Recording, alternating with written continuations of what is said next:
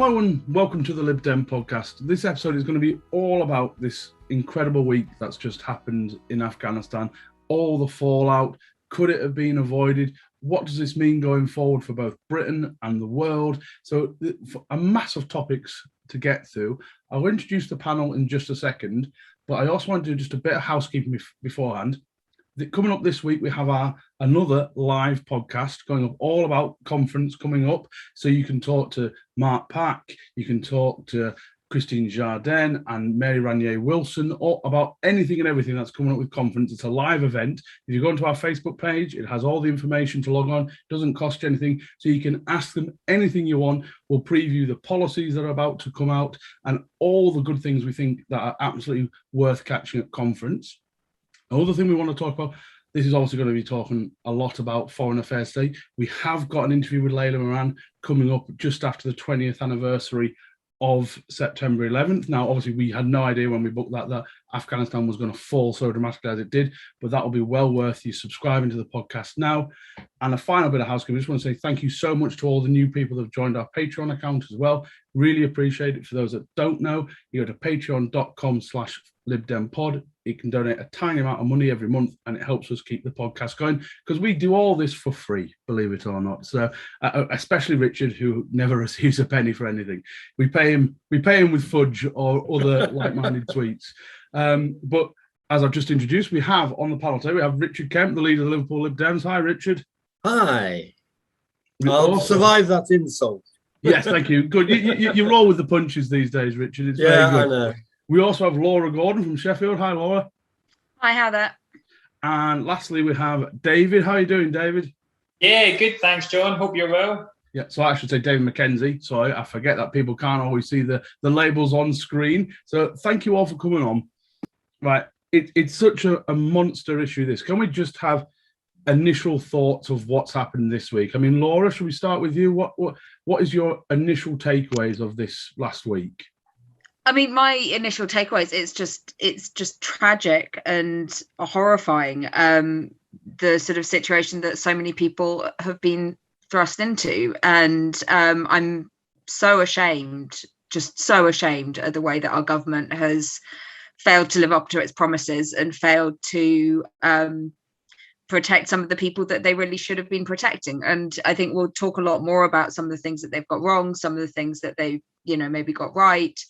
Whether some of this was inevitable. There are a lot of kind of opinions about it, but I think where there can really not be more than one opinion is that where somebody has been putting themselves at risk for the UK year in, year out over the last 20 years, we should be offering them asylum in this country and their families. And that we have been failing to do that. We're still refusing visas to people who were employed as contractors rather than directly by the UK staff. And that includes people like the guards at the embassy in Kabul, who are some of the most visible people anywhere supporting the sort of foreign forces. So, those people are now going to be at huge amounts of risk. And the fact that we're failing to protect them is just honestly absolutely shameful, and we should be doing better.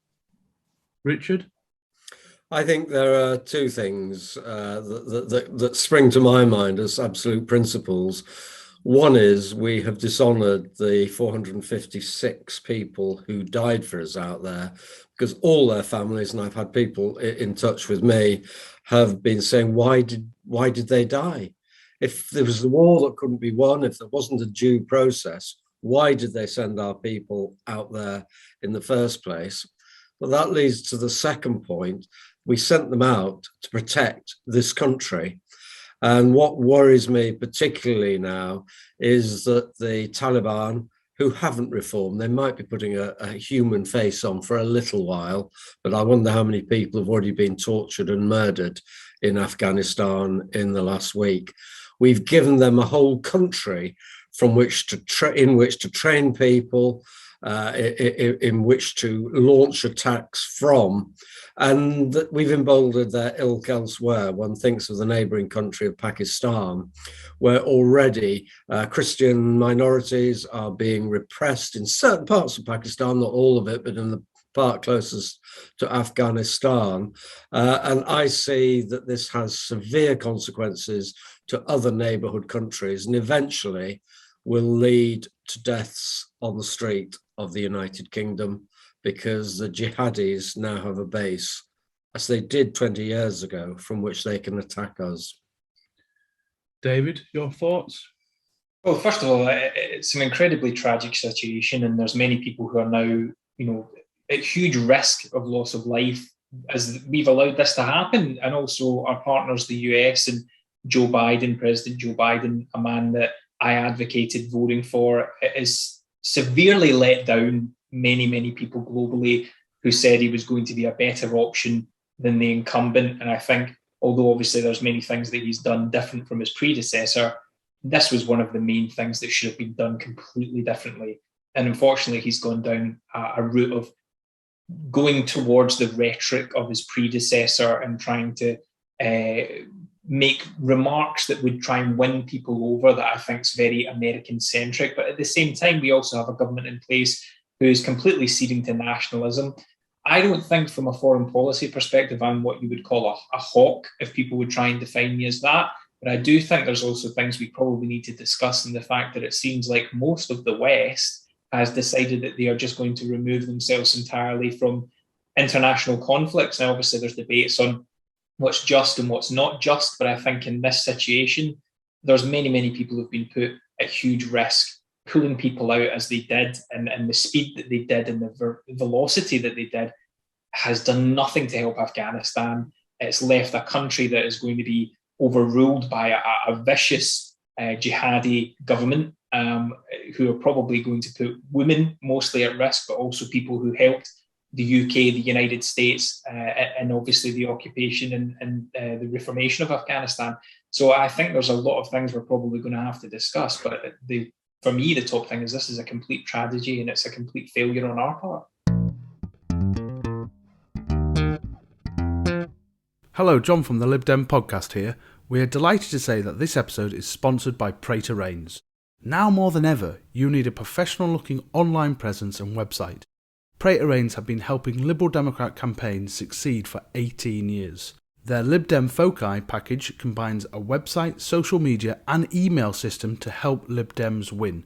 You'll receive great support from real people, fair pricing and a huge range of features to choose from. Pray to Reigns are already the bespoke developers for Lighthouse, Lib Dem Draw Online and the LD Directory. They combine a talented system design with an unrivaled understanding of our party, our data and our systems. To find out more, check out the Pray to Reigns website at praytoreigns.co.uk/liberal-democrats. This podcast has been sponsored by the Katora Coffee Club, the UK's most environmentally friendly coffee club. There are over 400 independent roasters in the UK, each one crafting coffee in their own unique style. Katora Coffee Club works with some of the best to take you on a voyage of coffee discovery. The Katora Coffee Club delivers ethically sourced and independently roast coffee directly to your door. Each month you'll receive between 2 and 4 bags of coffee and their monthly extract magazine. Even better for Lib Dem podcast listeners, use the code BETTERCOFFEE to save 5% on subscriptions and gift boxes for a limited time only. All Katora Coffee Club boxes are carbon negative and offset the CO2. So why not do some good, enjoy some great coffee and check out the website www.katoracoffeeclub.com. Now, back to the podcast. Now, we're going to get into the political fallout and everything that happened in the Commons. One of the big arguments has rightly come up and is in a lot of polling is, were we right to do it in the first place? Now, for me, yes, we were. I think it's a zero-sum game. It's too black and white. The Jeremy Corbyn argument that we were wrong, nothing good has happened at all, is for me completely blinkered. Is the idea that Afghan has had green shoots of progress starting to come out over these last 20 years. And as you guys know, because I'll let you know, I have relatives that have fought in Afghanistan. And I do wonder, before I bring Laura in, is that whether the problem we have is that we didn't explain to people how long this might take. You know, nation building won't be done in 20 years. And actually this thing will take time. And reiterating what Richard said, this will have a knock-on effect in Britain in terms of not just directly, as in, say, terrorist incidents that we hope don't happen but are more likely to happen, but you think of the drugs trade. You know, what is it? Massive amounts of the heroin that comes into this country will come from Afghanistan, and that is likely to increase because that will be a serious source of revenue for the Taliban's black market to going forward. But Laura, so your opinion, if we say it's all bad and this is a terrible tragedy, do you believe we were right to go in the first place? Yeah, I do. I completely agree with you, to be honest. And I have to say, my view on this is very much shaped by my experience in Mali when I was working for Oxfam. I was living there when the north of the country was occupied by jihadist groups, and there was a point in early 2013 where the groups that were occupying the north started sort of moving south. The shape of Mali is that it kind of there's a kind of, it's almost like two triangles that join together. So there's a kind of quite narrow neck in the middle of Mali, and kind of once you get past that, then the kind of rest of the country opens up before you. So kind of I'm sitting there in Bamako, they're getting to this kind of neck point, and we were all terrified. And at that point, the French army came in, thank you, François Hollande, and pushed back the jihadists. And it was something where, I think if you haven't been through something like that, it's really difficult to express quite the level of kind of how popular that was in Mali at the time. Now, since then, we've seen lots and lots of complications with the sort of French forces that are still in Mali, how they've kind of tried to continue with this nation building and the state building process. But I mean, for me, it could never be wrong to kind of intervene and try and prevent a massacre. And I think when you look at something like Afghanistan, were we right to intervene when they were harboring Al-Qaeda, who had just done the Twin Towers attack? I just find it very hard to think that the answer could be no. And especially when we see the level of atrocities that were happening under the Taliban at the time, where I think I agree with you, John, we didn't explain how long it could take. But also, actually, I'm not sure that we really knew, or what I say we, I mean, the politicians that started out this this intervention really knew what they were trying to achieve in the first place. So it was sold on a prospectus of, we're going to get rid of Al-Qaeda. And that was achieved, relatively quickly. The Taliban fell, they were in control of Afghanistan, civilian government in place, fine. It then turned into this nation building, which takes much longer, is much harder to do. It's not completely clear that we actually fully know how to do it. And instead, it's almost just been a case of, looking for the quick win that will enable us to pull out rather than really investing in the long term. And I think there's been long aid programs that have been very successful in Afghanistan. We've seen that for example, in education, in infrastructure. There's also been rampant corruption, and that has been tolerated a lot of occasions by the US forces and by the US sort of administration that was providing sort of more and more funding into Afghanistan. And you sort of see this and you think, well, actually, were we in it just to kick out the Taliban and Al-Qaeda, in which case it was either achieved very quickly or not at all, depending on what perspective you have? Or were we trying to build a nation, in which case we needed to stay much longer and we needed to plan for that? And I think it almost fell between the two. And perhaps the fatal moment was when attention shifted from Afghanistan to Iraq all of those years ago, and the kind of necessary work wasn't followed through. Richard? Well, I thought that was a brilliant exposition of the situation by Laura. I firmly believe that we should have gone in, but we went in not necessarily for the wrong reasons, because clearly stage one had to be dealing with the Taliban or their predecessors, because that Al-Qaeda, because that was the immediate threat. We needed then to start looking at the institutions with much greater attention to detail.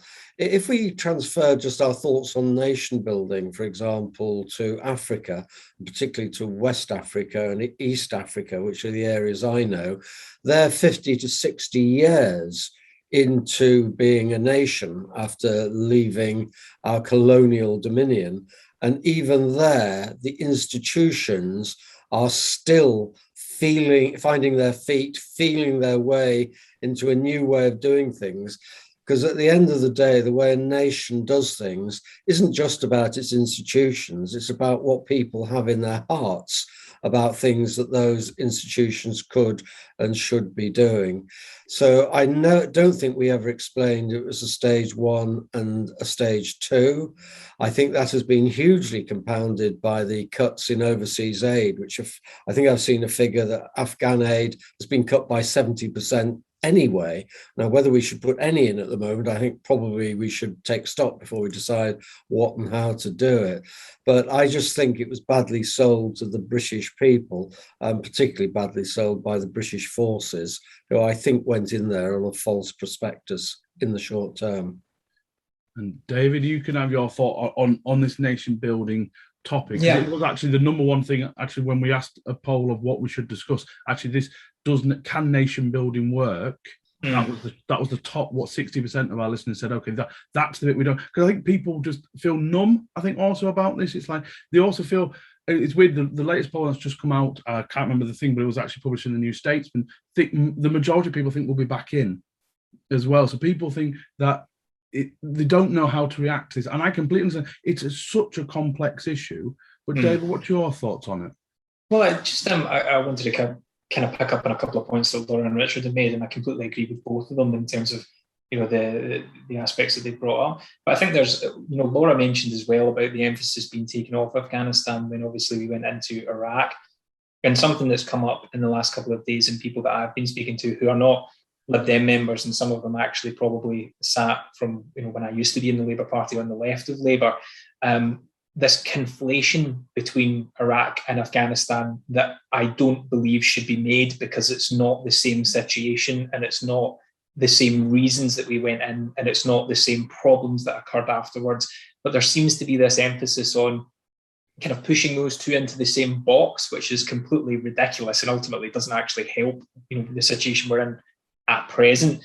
I think Richard's right. We should have been more probably upfront and honest about the ultimate aims that we were trying to achieve after going into Afghanistan. I think it's been a country that has had instability long before we were ever there, and will now look likely that it will have instability for a long period of time after we've now pulled out. Getting a country to a point where it is, functioning on its own without support is a long process. It's a difficult process. And we should have probably been upfront and honest about that. But I think ultimately the problem was that the immediate sell had to be about the removal of the Taliban, Al-Qaeda, and obviously getting the people responsible for the September 11th attacks, as a result of that. I think what really worries me now, though, is this sort of lack of, humanitarian aid when it comes to avoiding a crisis of massacring people, and also, but ultimately the things that people in this country are concerned about, en masse immigration will probably now leave Afghanistan of fear of the Taliban. Where do those people go and where do they end up? And the reality is the majority of them are probably going to try to come to, Western Europe, probably get to the UK. So at this point in time, we should probably be doing more to resettle those people who need to be resettled as an urgency, and make sure that we're pulling our weight and doing our part and doing that. And I just want to bring in two things, Laura. I know, because everyone wants to. Sorry, it's just because we're on humanitarian aid, so you might have to. Yeah. I will give you your play and then press stop when you need me to stop. Okay, we'll do. But I want to give people just a couple of things they might want to watch and think. Firstly, I would say Newsnight last night, so the Friday night episode of Newsnight, was exceptional on this issue, and it talks a lot about what David was saying. Said there's a really awkward conundrum here with so much of the Afghani economy is based on foreign aid. Do you withdraw it because it stops helping the Taliban, but then you cause a greater humanitarian disaster by withdrawing it? You have got a no-win scenario there, and it's a really awkward decision. And I just want to point everyone to another podcast, not sponsored or anything by the show, but if you go on, there's a podcast called The Rest is History, which is dealing about Afghanistan this week. and it's really, really good. It goes right back to the Mongol Empire, the founding of Kabul, right the way through the Anglo-Afghan wars. It's brilliant. It's very worthwhile watching. Laura, you worked in international aid, so your views. Yeah, so I think it's worth distinguishing a little bit here between development assistance and humanitarian aid. Development assistance is longer term, is often run either sort of through or in cooperation with the sort of governing authorities of the country or the area. And that would include things like, long-term funding to strengthen education systems, health systems. It includes economic development assistance and a whole range of different types of instrument that basically have these long-term goals. Humanitarian assistance is quite different, and that's run according to the sort of 4 humanitarian principles of humanity, neutrality, impartiality, and independence. And so the idea is that humanitarian assistance, you will try to get it to anyone who is affected by disaster, who, without sort of distinction based on what side of a conflict they're on. And you will maintain absolute neutrality in how you are dealing with different actors in order to try and access civilians, regardless of which side of a conflict they may be on. So, I mean, in a situation like Afghanistan, the reality is that development assistance will have to look very different. Now, as more and more of the world has, over the last sort of few years, been in these very difficult situations, we have started to get better at looking at how you can provide some of those longer term goods in these kind of more difficult ongoing situations. So, for example, something like education. There's education in emergencies is a sort of huge sector within humanitarian aid, but you would also start looking at longer term. But how you do it in a case like Afghanistan, where there's a sort of dramatic change in the context like this, will have to change a lot as well, and that will take some thinking through. Humanitarian aid will absolutely need to continue. It's going to be much harder to get it through, though, and that will involve UN agencies negotiating. It'll involve some agencies are still present in Afghanistan. So I know a lot of the medical agencies in particular, so MSF and the Italian NGO Emergency are all running sort of clinics and so on in Afghanistan still. The Red Cross is still extremely active, and most of the big NGOs are still present in Afghanistan as well. So kind of all of the big names that people have heard of. So, your Oxfams, your Save the Children's and so on are sort of still present and will be functioning mainly staffed with local staff. And there may also be some cross-border assistance if that's allowed. So that would be using a base in somewhere like Pakistan in order to provide aid across the border, which I have no idea if that's possible in that part of the world, but that's a tool that we use in some places.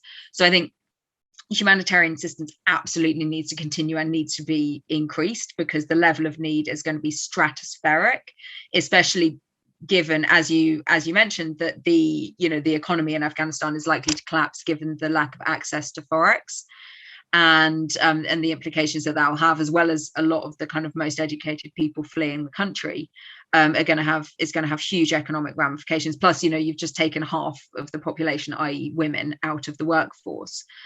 So all of that is going to create huge need. And one of the first things this government should be doing is reversing those cuts to assistance in Afghanistan, putting it into humanitarian aid and trying to get as much of it into the country as we possibly can, as well as supporting refugees across the border. And if I could just correct one thing that you said, David, sort of the idea that most people will be coming to Europe. Actually, I mean, that's not true. It will be a minority. I mean, that might be where people want to come in the long run if they aren't able to find a way to return home. But actually, most people are always displaced to neighboring countries, and the average length of time for a refugee to be displaced for is 18 years. So, a lot of people are still refugees from Afghanistan, have still never been able to go home. And there's going to be another wave now, and many of those will never be able to go home. People will be born as refugees. People live their whole lives as refugees. And that's where we really need those resettlement programs, because if they're not going to be able to go home, they need another durable solution. And that might be resettlement in a third country, or it might be negotiating with the host country to give them an opportunity to make a permanent life there through for example, access to education and eventually citizenship. But that's a kind of, it's complicated, and it's something that can be thought about in slightly slower time. The priority right now has to be on assistance. David and Richard, do you want to go on this topic before we move on to the political fallout? Well, I pick up a couple of points that Laura said. I was a development worker in Turkey, an entirely different proposition than being in a place like Afghanistan. But my contacts in Turkey keep pointing out to me that they're dealing with 3 million refugees at the moment from the neighbouring conflict. And Laura is quite right that a lot of those 3 million will never go back. Hopefully some of them will. Most people want to go back. The idea that people are coming over and say, we found utopia, we're in England. When we controlled the council and the Kosovan crisis happened, we went up from no Kosovans living in our city to 850 in 3 days. And 9 months later, there were about 10 left, most of whom had married Liverpool men or women. Most people want to go home and relive their life in their own country. Sorry, Richard, isn't that the horrible tragedy is more that some people had finally returned to Afghanistan after the Soviet invasion because they thought, finally, we can go back somewhere safe. And that it's the hope that kills you. In this, it's very real that hope might actually kill these people. And I think that's the tragedy as much as anything, that the chance was there for a new Afghanistan, and it looks like that's going to be some way off now. Absolutely. One only has to look at the problems of Burma at the moment, where that has happened as well.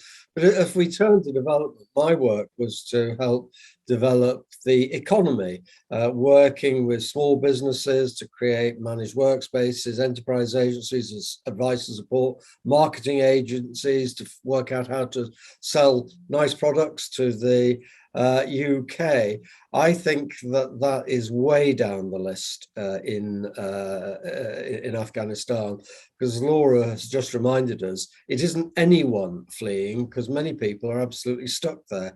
It's the doctors, the entrepreneurs, the people of, quotes, Western thoughts, who are the ones that are desperate to get out. And there will be a huge intellectual vacuum in Afghanistan. And that takes even longer to build up, perhaps, than culture change does, because you've really got to start at ground zero. So we shouldn't underestimate the problems that Afghanistan is going to face, which will impact on us.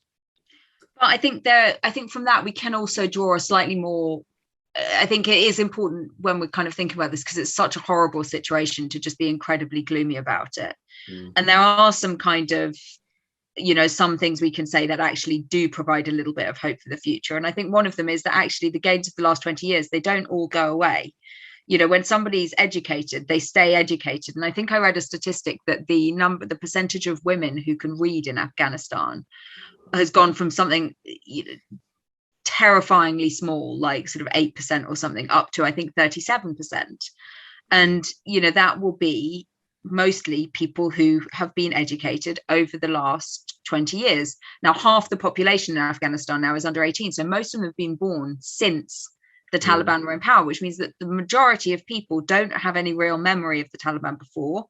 Many of them will have had the opportunity to access education, and it seems quite unlikely that they'll be sort of acquiescent in Taliban rule. So that may provide an opportunity for something sort of organic to grow, and eventually for that rule to be challenged. And I think it's hard to see now how that can happen, but I think it's hard to see how this situation can be stable either way. But I think that there is some hope there for a better outcome eventually, just a terrible road to get there that will lead to much suffering along the way. David, do you want to finish this section off? Yeah, I just wanted to make a couple of quick points, really. And obviously, just first of all, if anybody had the opportunity, it was on the news the other night there where one woman was giving quite a harrowing account of the experience that she's now had since the Taliban took control of Kabul. Living on the street with her child. She remembers the Taliban being in power 20 years ago. Said it was a brutal dictatorship that she did not wish to live under, but there was no opportunity for her to get out.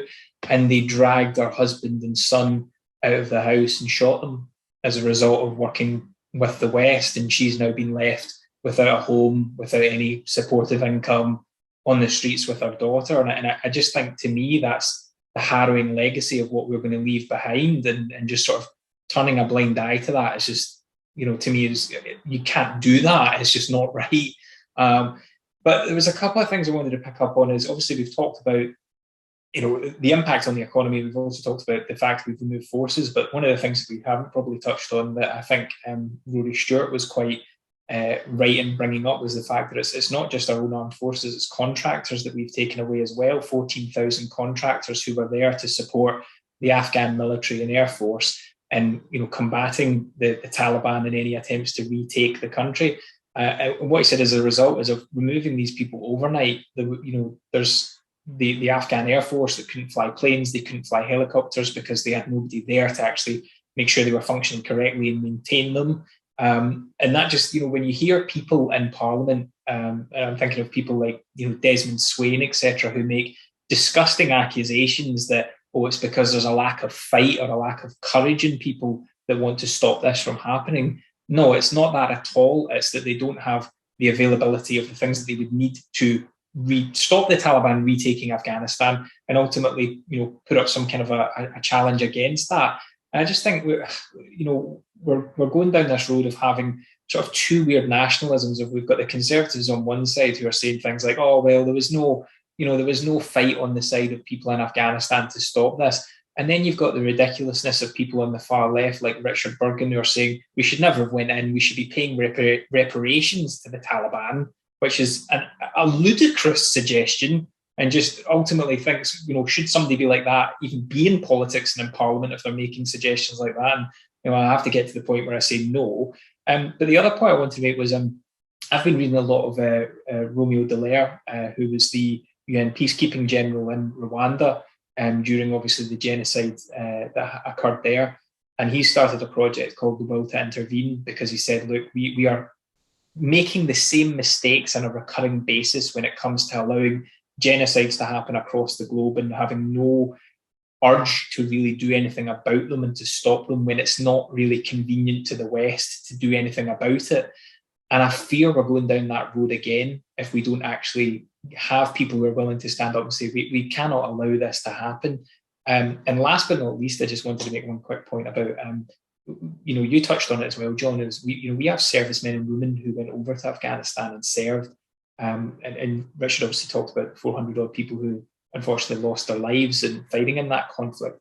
And this, to me, has severe parallels to what happened in Vietnam, where we have people who are coming back, who've obviously come back to this country, who are going to have severe mental health impact of thinking, why did I even go there? And why did I put myself through that? And the general public don't seem to be supportive in any way of what I did when I was there.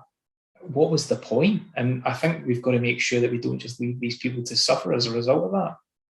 Because that will worsen their mental health. I mean, if you've been hurt in war, knowing that you've done something good with your time despite what's happened to you is massive on your recovery and getting back into civilian life. If that then's taken away, which is part of the reason I really hit back against what we've talked about, is people saying, well, it was not worthwhile, it was completely pointless. Actually, it's really, it hurts those soldiers, and it hurts the victims and the families of their soldiers say, well, they died for nothing, or they got injured for nothing. Which kind of brings us on to now the politics side of it. Now, we'll talk about some of the international politics and what it means a little bit later, what this means for China and Russia and everything else, and where Britain sits in now in the global picture. But let's keep to UK politics for now. We will talk about Biden and what he's done as well a bit later. So obviously I was surprised by the level of vitriol by Tory MPs at the government when Parliament was recalled. I mean, there were only a couple. You talked about Swain, who basically said real men would fight and not run, is basically what he said, which the whole world just went, you're an arsehole. And then there was, obviously we had people like John Redwood. That seemed to be the only response to Keir Starmer, when Keir Starmer did a half-decent job, actually. I thought he did quite well. John Redwood's response was, well, it's Biden's fault. You like Biden. And I think that's not really the response we need from the government or the ruling party. John Redwood isn't in the government, but he is in the ruling party. But it was evident. And I do wonder how many more times the government can annoy core sections of Tory vote.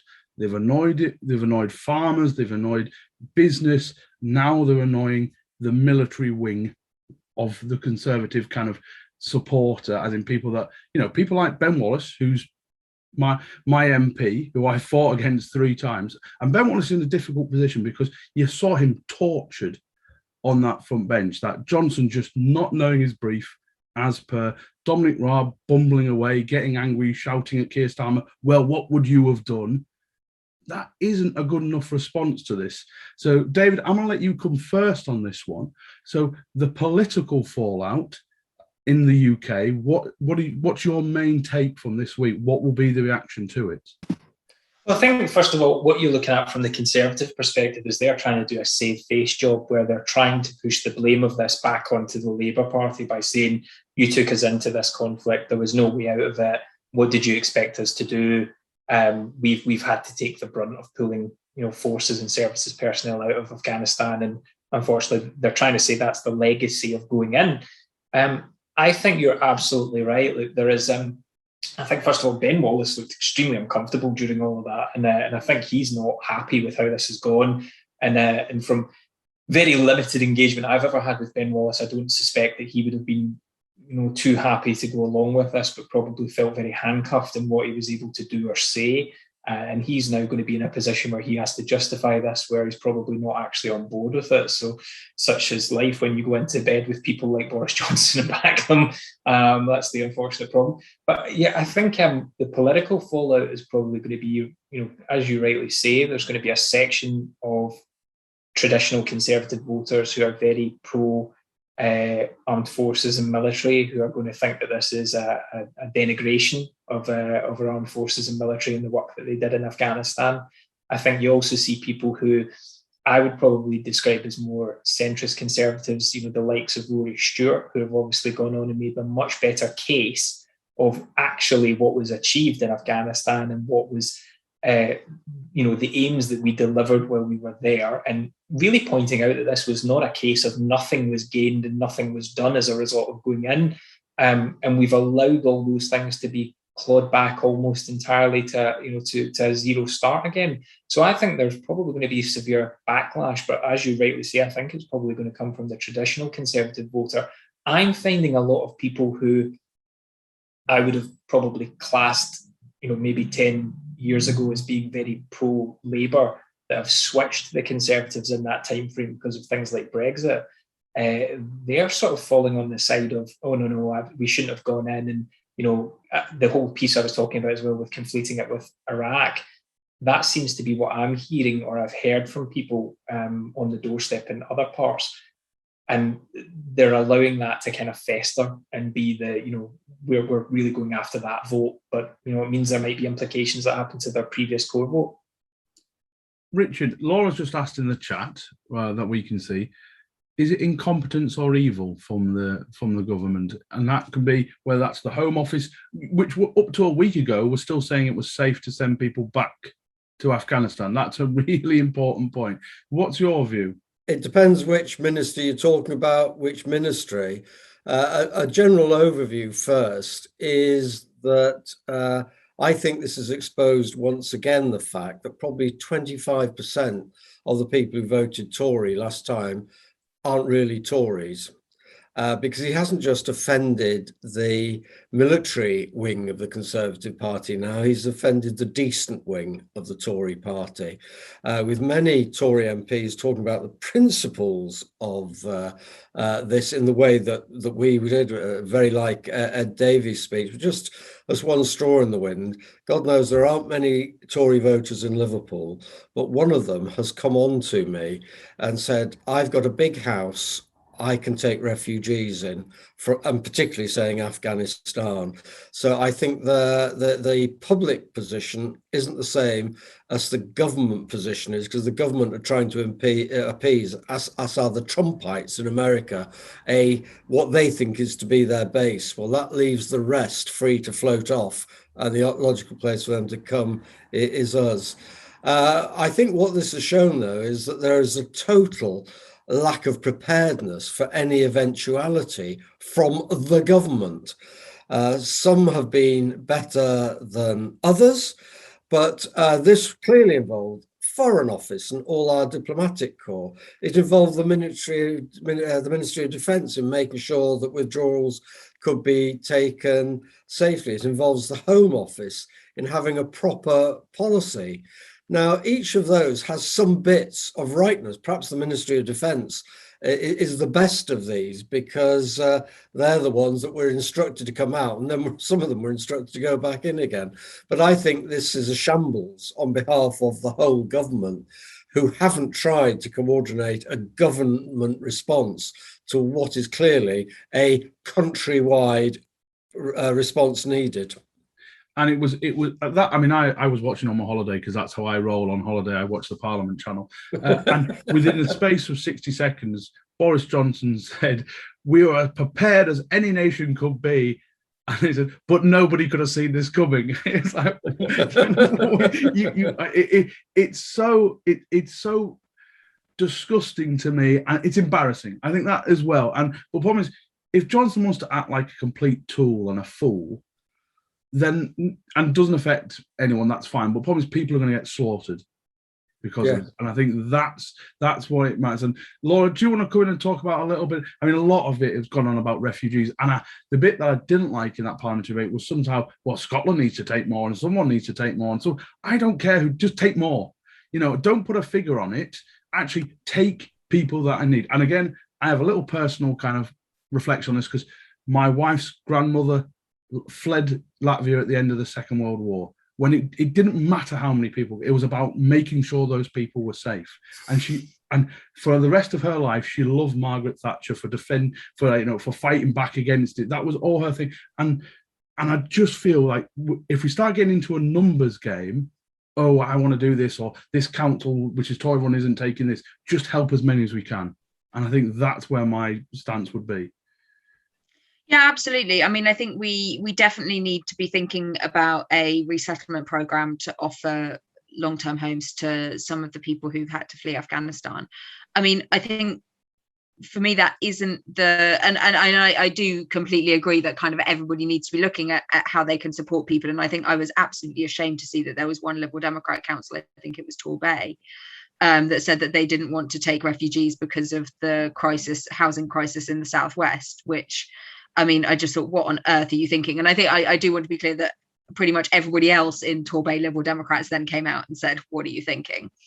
But I think we do all need to be thinking about doing what we can and supporting the people here better. I think one thing that some of you may have read about was the really tragic death of a young boy in Sheffield earlier this week, who was an Afghan refugee who was in a hotel where they'd been put up by the Home Office, and who then fell out of the window and died. And you just think, imagine having finally got to a place where you think that you're safe, and then having something like that happen. It was just absolutely heartbreaking. And there really does need to be an investigation into the support and the housing that we're providing to refugees and asylum seekers, because we've seen scandal after scandal. And I mean, it might be that, you know, sometimes terrible things happen and it's not everyone's fault, but it might be that actually this accommodation wasn't suitable. And in that case, you know, we need to be doing better, because I think something like that just should never, ever, ever happen. I think where I suppose I see it in terms of the sort of politics of this, I kind of see it as kind of two aspects. The first one, I think, is the fundamental unseriousness of this government. You know, they weren't prepared. They weren't thinking it through. They took days to respond. Dominic Raab wouldn't make a phone call on holiday.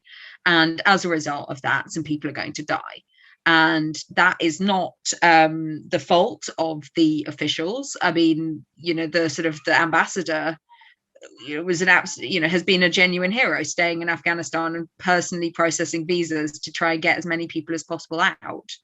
But actually, Dominic Raab not being willing to make a phone call, not getting, there's a specialist evacuation team that, from the FCO that would go out to these situations. Normally it took several days to get them out there, while the army was trying to kind of cover the gaps. And that's not the fault of the officials. It's the fault of the sort of fundamentally unserious ministers who were not ready to respond. But actually, part of the reason that we are in this, having to scramble to have the ambassador writing visas himself at the airport, is because the Home Office has been delaying people's visas for months. The Arab scheme to relocate those who supported British forces is inadequate and misses out many, many people who should be included, like the contractors that I spoke about earlier. And even those who are included have often had their visas withdrawn for spurious reasons, with no possibility of appeal, and had to go back to the beginning and start again. And the process has been taking months. I mean, the reason that many, many people are in this mess, stuck in Afghanistan, often unable to get out. Those in Kabul may be able to get out via the airport. Those not in Kabul probably can't get out and may have to then potentially either stay or become refugees, and then potentially get relocated via a relocation scheme, but we just don't know, is because the Home Office delayed processing their visas. And that is I'm delighted to see the level of attacks on Dominic Raab for his sort of failures in responding to this crisis. But actually, we also need to be talking about the Home Office and the deliberate policy that they are still enforcing.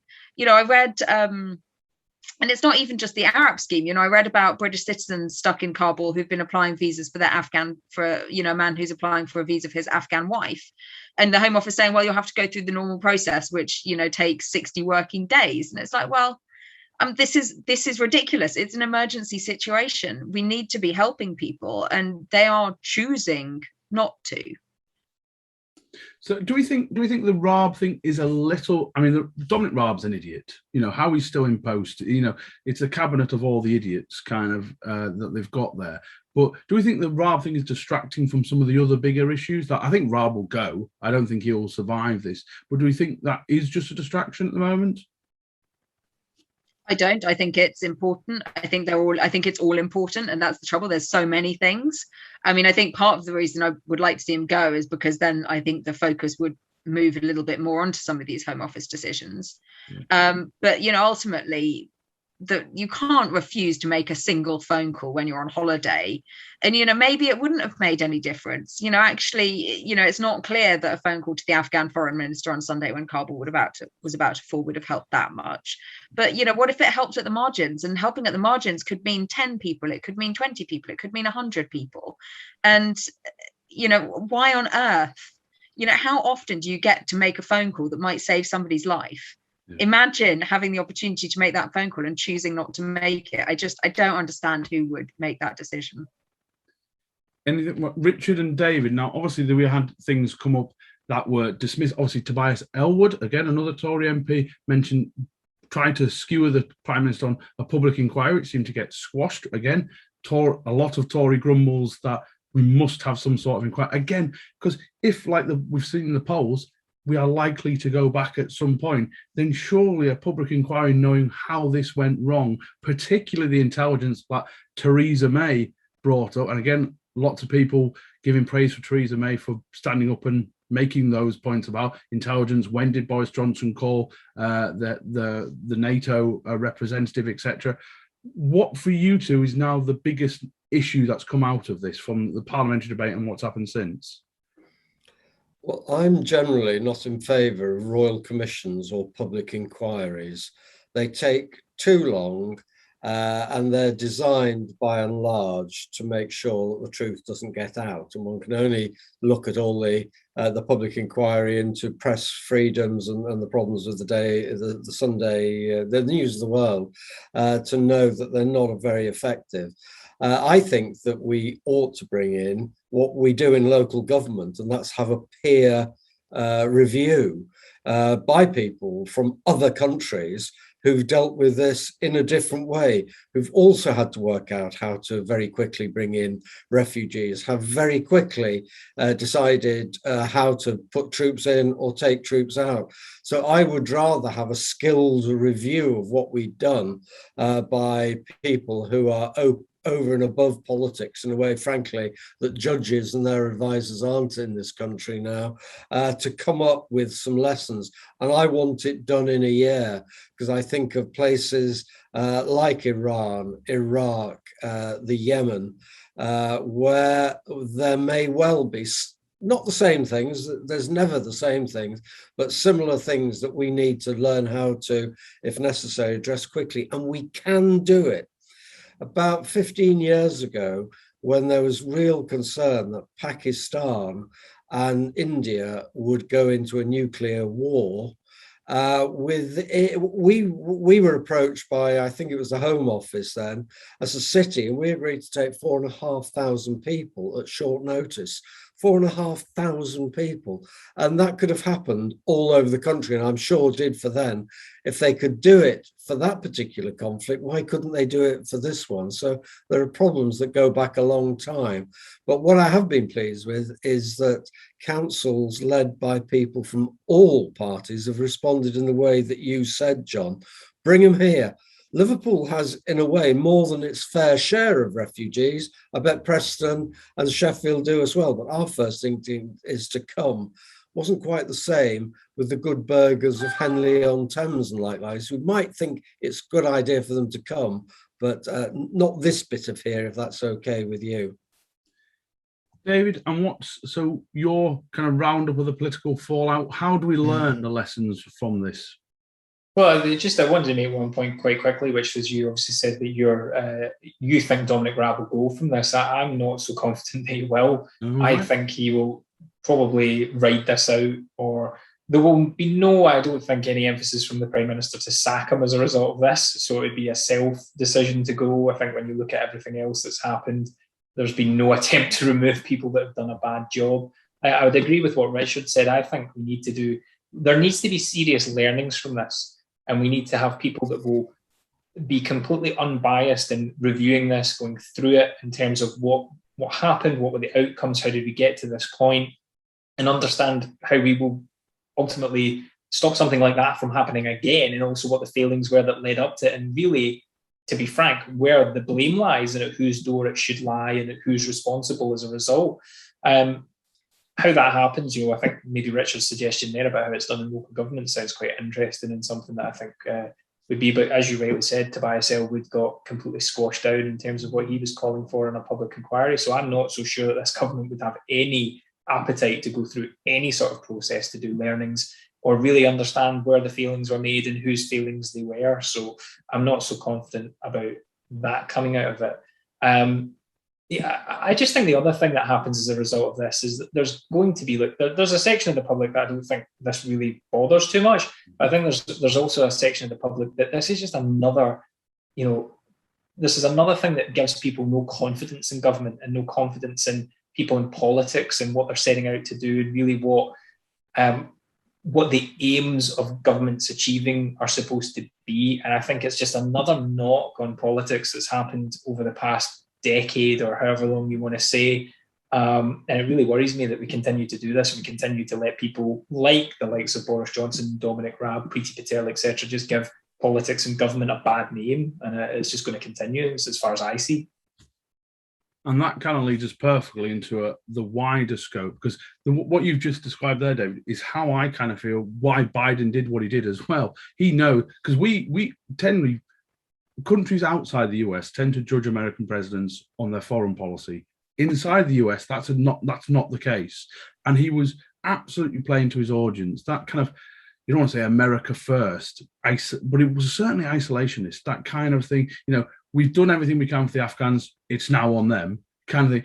And if the world starts retreating in that way, my best man currently lives in Taiwan, and I think, well, do you have any faith that America is now going to step up if China, who has been going increasingly kind of, I don't know, I was going to say bolshy. That makes it sound like a petulant child, but aggressive. Bellicose is the posh word. There we go. Towards Taiwan. What does it mean for the Ukraine, who is continually at odds with Russia? Again, and all these players are involved in Afghanistan as well. You've got Russia, you've got China. China has done very well in getting economic contracts for mining rights in Afghanistan. Certainly have been playing kind of economic imperialism with Afghanistan. They had lots of contracts to do the infrastructure. They want that copper mining rights. So, and the Taliban has certainly been dealing with Japan more. And then you've got issues of Pakistan as well. So how we then do that as a West is a real key issue for me going forward. Because if America retreats itself, and in some ways, I have a little bit of sympathy with the government because America is the superpower in this case. The amount they spend on forces, Britain couldn't do it on its own, but with Britain not being aligned with Europe anymore, where does that leave Britain? Theresa May said, global Britain isn't seen on the streets of Kabul. Where is global Britain? Because without Europe, without America, we're a mid-sized player. And that will be really hard for some people who are all kind of, yes, Britain can rule the waves kind of thing. We can't without friends. So where does this leave the international community in terms of getting involved and doing right by the world, even if there isn't a direct benefit for us, which there usually is in most cases? So, Richard, I'll let you go first on this. Where does this leave the international community?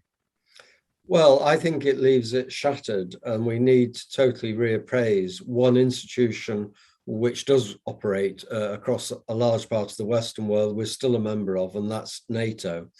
When I argued before that we ought to learn the lessons from other countries about the way you'd go into things and pull out of them, one of the problems is that many of our European allies in NATO do not step up to the crease and assist in that type of problem. So NATO has become increasingly dependent on America. And this is the one time you will hear me say this, was Donald Trump actually saying everyone in NATO ought to pay a decent whack in if they believe it's a proper institution. So what is NATO now for? Where is the threat? How do we respond to the Afghanistans? And there are some situations like that all over. If you look at equatorial Africa, we have Boko Haram threatening places from right over in the east, like Kenya and Uganda, right over to Ghana and Nigeria. So there are similar, not the same, but similar situations. What's NATO's job? Because again, if we let Boko Haram win in those sub-equatorial countries, what will they then export to this country? And I believe that's the new role for our armed forces. I wouldn't build super warships. I'd make sure that there were people who we could go and into those countries and spend time strengthening and supporting the local military against extremist threat. And if we're doing it selfishly, and let's be selfish for a little bit, that'll stop it happening in this country. And before I bring Laura in next, I mean, I can remember back when Paddy Ashdown was talking, I think the cuts to the Royal Marines and things like that. Paddy Ashdown said, look, we're not going to win these sorts of things with tanks and airship. You can't bomb people to freedom. It's about getting in the ground, having specialist people to do a job and then start the work afterwards. And that's how you go. But what about you, Laura, in the terms of the international community and how we go forward? What is interventionism gone? Imperialism is a dirty word, but actually, if you think of some of the imperial tendencies of trying to make a place better and do good in the world, is that now dead? I mean, I think this stuff is always cyclical, and you can always see the threads of how we got to a situation in the kind of previous situations that have kind of gone before it. So, if you go back to the failure to intervene in Rwanda that, David was talking about earlier, that you can, read about in all Romeo Dallaire's books, humanitarian catastrophe as a result. But, that went back to Somalia and this American retreat after the sort of Black Hawk Down incident in 1993. And I'm going to have to look that up later and check if I got it right. And, then off the back of that, you can then draw a very you then had a sort of period of being more interventionist, and this idea through the sort of early 2000s, there was the Sierra Leone intervention, which was very successful, the Kosovo intervention, which was successful. And this idea emerging through the early 2000s of even of a sort of responsibility to protect as a kind of basis for intervention. And, you know, you can then see that as well going into something like the Libya intervention, where there was a very direct line between the failure to intervene in Rwanda and the decision that was taken by the Obama White House to intervene in Libya, where many of the officials were people who had been very junior in the room when the decision was taken not to intervene in Rwanda, and who were then saying, no, we need to do this, we need to learn from our mistakes, and that's why we need to go into Libya and prevent a massacre in Benghazi. And, you know, then, you know, it goes in cycles. So the intervention in Libya is now widely seen as a failure. That's a view that I personally don't actually agree with. I think that if you look at Libya now, you know, obviously Libya is not a thriving multi-party democracy in which peace reigns, but it's hard to imagine that the situation would have been better if we had allowed Colonel Gaddafi to murder half the population of Benghazi. And, you know, so yeah, I mean, but it is generally seen as a failure. And, you know, there was a decision not to intervene in Syria taken very shortly after the Libya decision, which, you know, is often seen as being in reaction to that. Again, I mean, personally, I think that was a disaster, and that actually decision, it was the wrong decision, and the sort of horrible situation that is Syria now and the mess that has ensued is actually could have been perhaps mitigated slightly had that decision been taken differently. But, you know, it does seem that we are now going into a sort of more isolationist period with the Syria decision, with now this withdrawal, the decision to withdraw support from the Kurds that Donald Trump took in 2019, that led to a very similar type of disaster to what we've seen in Afghanistan. You know, it may be that we are going into a more isolationist period. And I think that those of us that do believe in a sort of more liberal interventionist type model need to continue making that case. I think NATO is likely to be the most important opportunity to do that, and to build a new type of relationship with our European partners, which I think is what we have to be doing. I think the West Africa situation is going to be one where it'll be a really important sort of location where we see how some of this is playing out, because at the moment the occupying French troops in some of the northern Sahel it's French and others, but mainly French, are being sort of cut in about half at the moment. So I think there's about 5,000 there now, and they're cutting that to 2,500. We're seeing an uptick in sort of military attacks and activity. How is that going to play out? You know, is there learning we can take from Afghanistan into that situation? So I think I don't think we can say we're isolationist now, but I do think that it's likely that we are going into an isolationist phase in the cycle of this, and that, you know, eventually the die will turn. But unfortunately, I think that will mean a lot of people lose their lives in the meantime. David? Yeah, look, I just wanted to pick up on what Laura said really about the isolationism. And I kind of touched on this at the start when I talked about, I think in this country especially, that I mentioned it before, the public perception of, you know, conflating Iraq and Afghanistan and what was done there versus what we did here. And I think there is an emphasis that people do not want to go into any sort of international conflict now.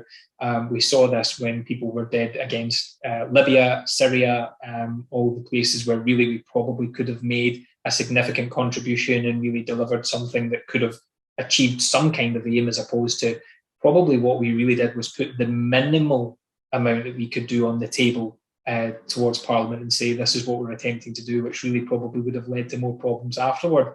So I do think we're sort of retreating. I think there is a severe problem in the fact that the American public have now been so put off any sort of international conflict that really you've got what was, you know, sort of lauded in the past as, you know, sort of world police that would go around and stop these things from happening. If they remove themselves from that mantle of being the people who go out and really promote, you know, liberal international ideology, who does that mantle fall to? And really, who's going to stop genocides from happening, people from, you know, living under brutal dictatorships? And I think there's a real shame in the fact that there was such an feeling towards this idea of a European armed forces, which really could have probably dealt with a lot of the things that we're probably going to see occurring over the next 5 to 10 years. That I don't know if there'll be such an emphasis to put on the table now that Britain took themselves out of Europe as a result of things like that being mooted. So I really don't know who's going to deal with this now.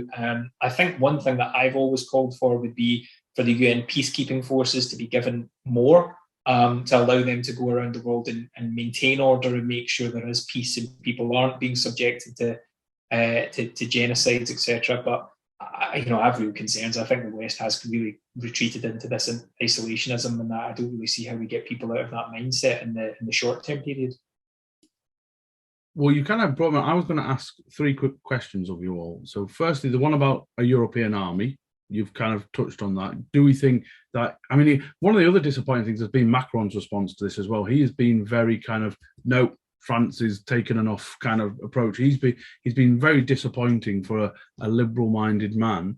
So, do you think there is scope for the European Union to move forward in almost, because it's got to become almost the leader of the free world now? If America's going to sit back and not do that police role, which I want them to do, then someone has to step up. Will that be the European Union? Does this mean that Britain should increase its armed forces? This is a question that needs to be addressed, because we're down to 72,000 troops now, the lowest it's been in for however many long years. It's been a long, long time. And we've discussed all that. So what would be our liberal foreign policy? What is if we had a magic wand and we controlled Britain today, what would we be preparing for? What would we do to enable a more liberal foreign policy going forward? So there's 3 things there. I'll give Richard first go, because I think I've probably been quite tough there, but Richard's been on the podcast longest. I think you're saying that because I'll probably forget them all if you left it too long. First of all, I don't believe there should be a European army per se.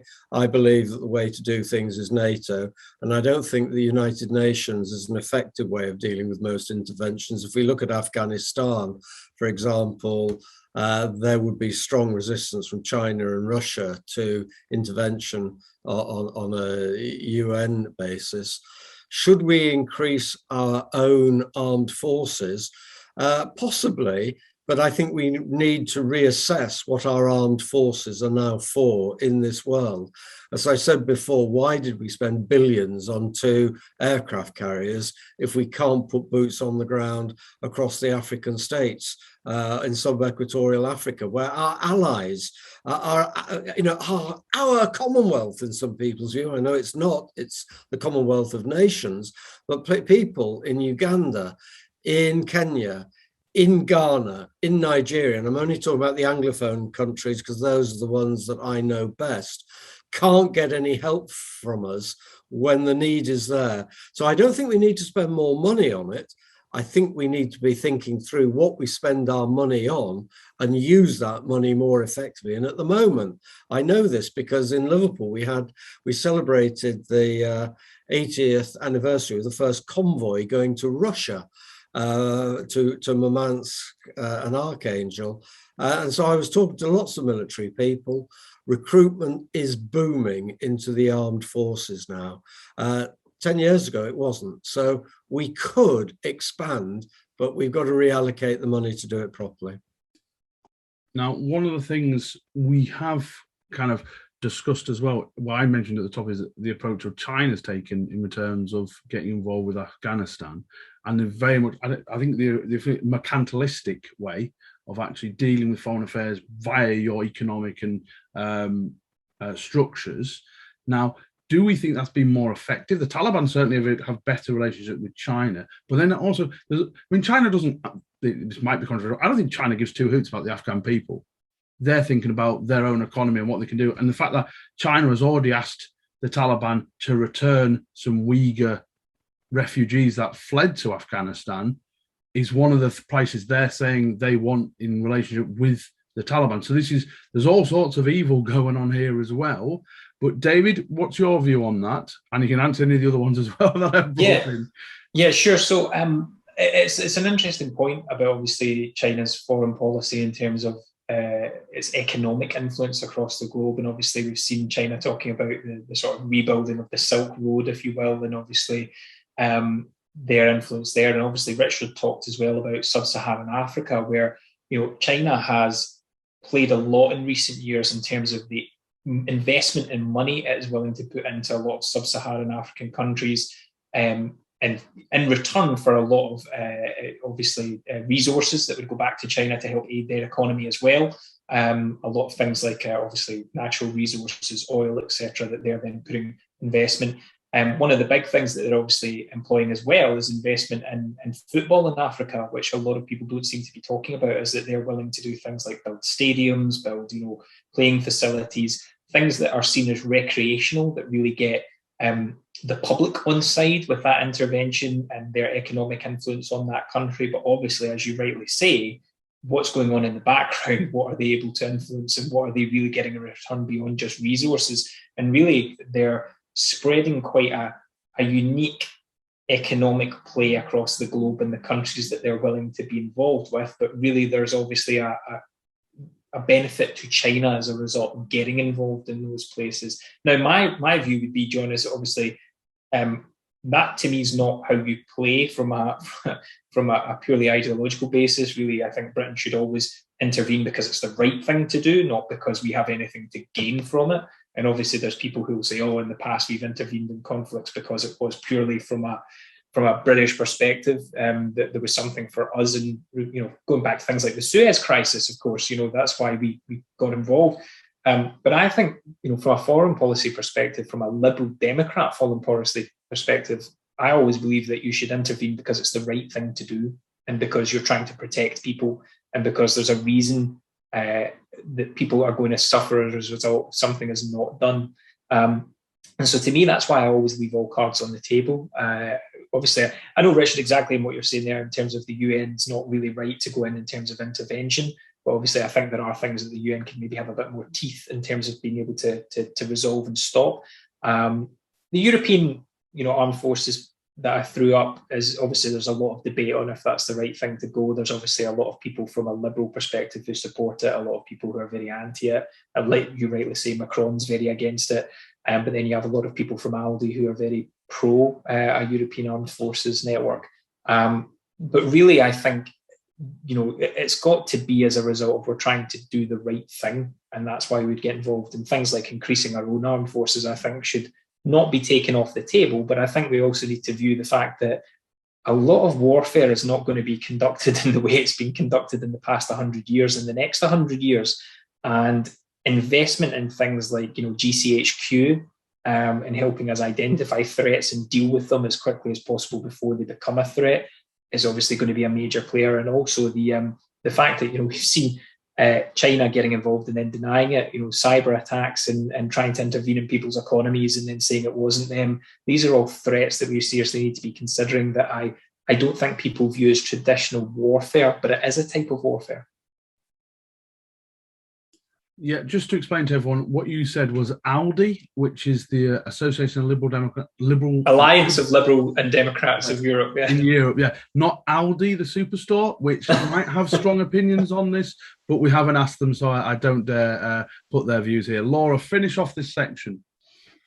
I'm now wondering if there are sort of useful bits of warfare equipment in the Aldi middle aisle. If not, it's probably the only thing which isn't in the Aldi middle aisle. Look, I think we can't be isolationist, but we also have to be realistic about what can and can't be done. You cannot intervene and prevent every civil war. It would be wonderful if we could, but it's not possible. So what can we do? In my view, I think what we can do is prevent the absolute worst atrocities.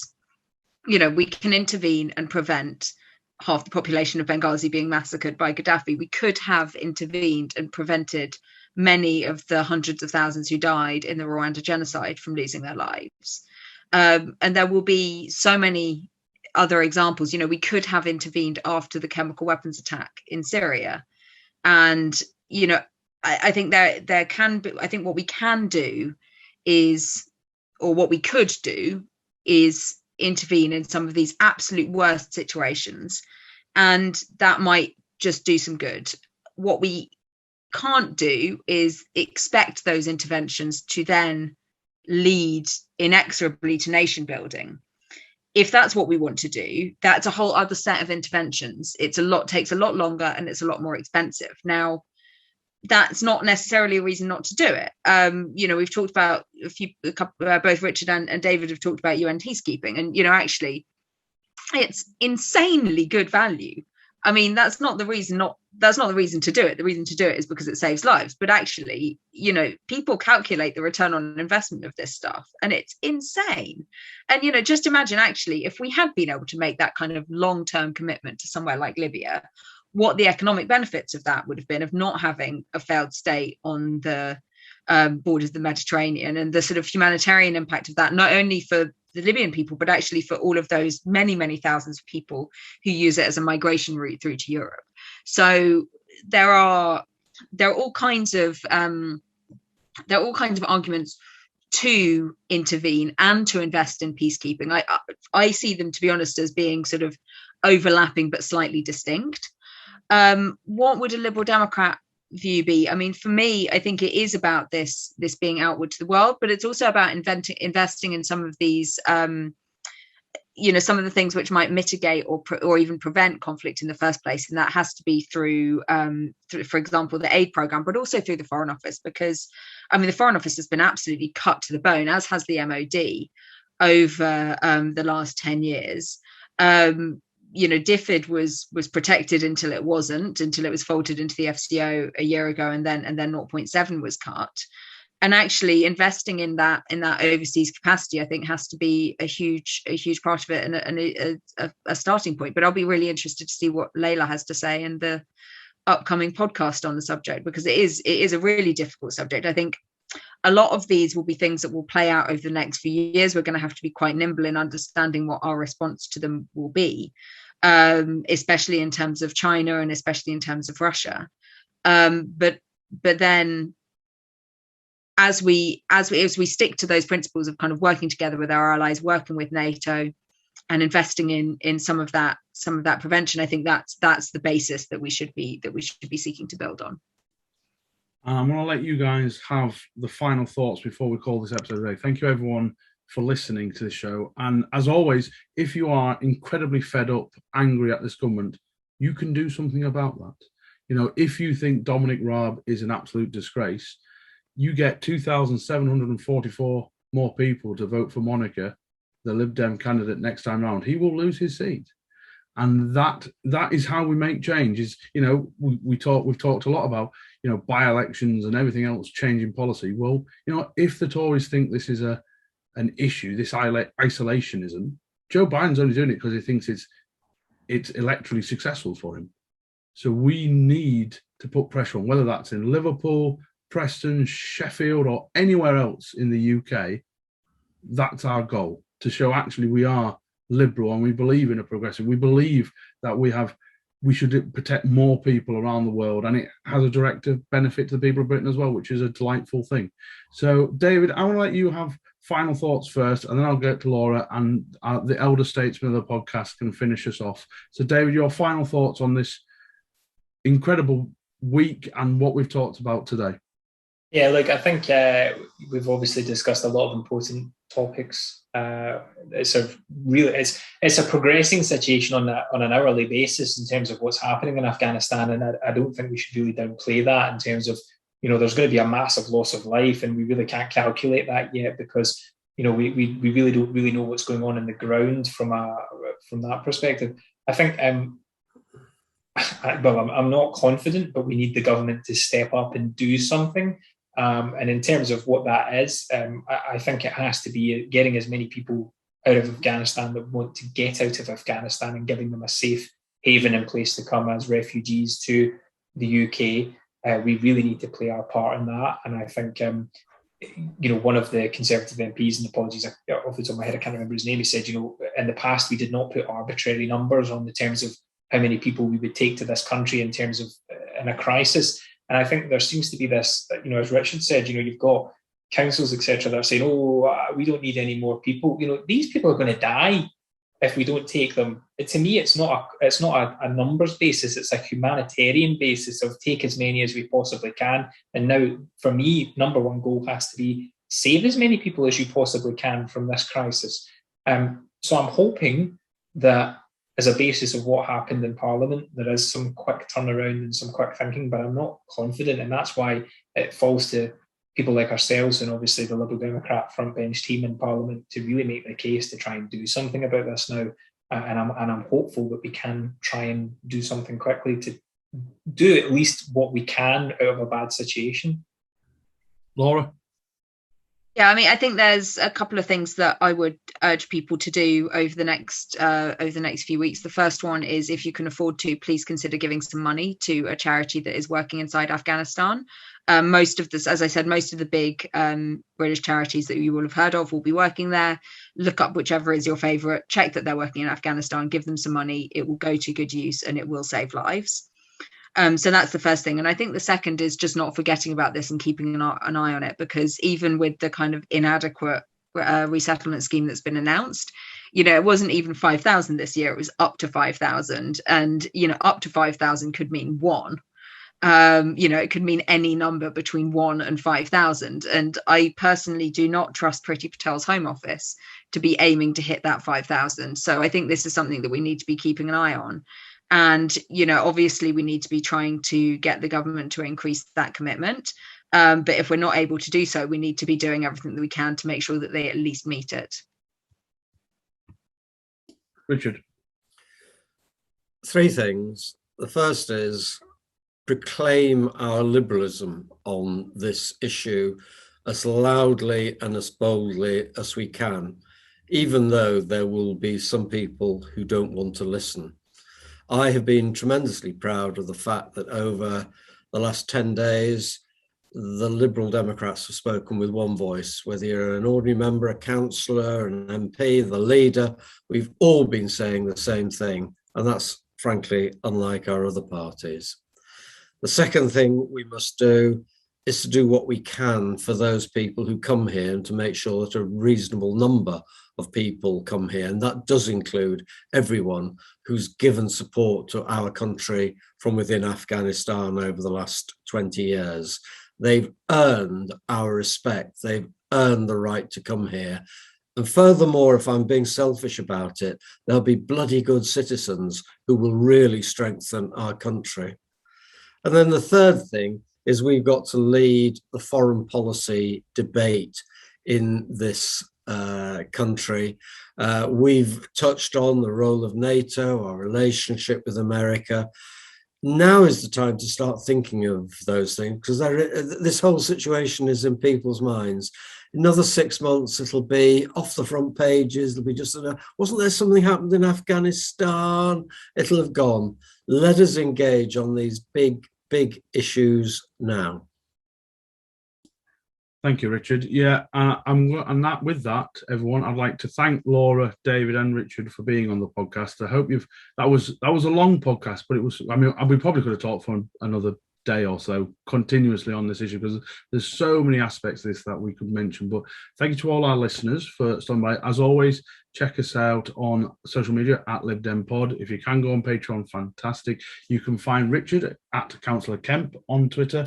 You can find David at David X McKenzie on Twitter, and Laura is at Lib Dem Laura. We just want to put a point out. We should just always like to say congratulations, first and foremost, to all our new Lib Dem councillors who have been elected in the last week. We had some fantastic gains and holds, and I'd like to point out that all the Lancashire ones came through good this week, so I can brag a little bit about that. And all those people that weren't successful as well, flying that flag is absolutely important. We will be doing episodes about Scotland. We do realise there's been some big issues coming out of Scotland, not least the election of Alex Cole-Hamilton as the new Lib Dem leader, what this means with the new SNP Green Alliance. We realise that is a huge issue, and no doubt we will be doing lots of things about that going forward. But in the meantime, thank you so much for listening and watching. Do comment. This is a two-way thing. We want to hear your response as well. We want to know what you think about what we've talked about, where we go from here. all brilliant. So do comment, do let us know. We do read them all and we do share them. Some of the more odd ones we don't share as widely, but do comment on us. We really appreciate it. But thank you so much, everyone. We'll be back with another episode very soon. Like I say, we have our live show on Friday next week as well. Thank you very much.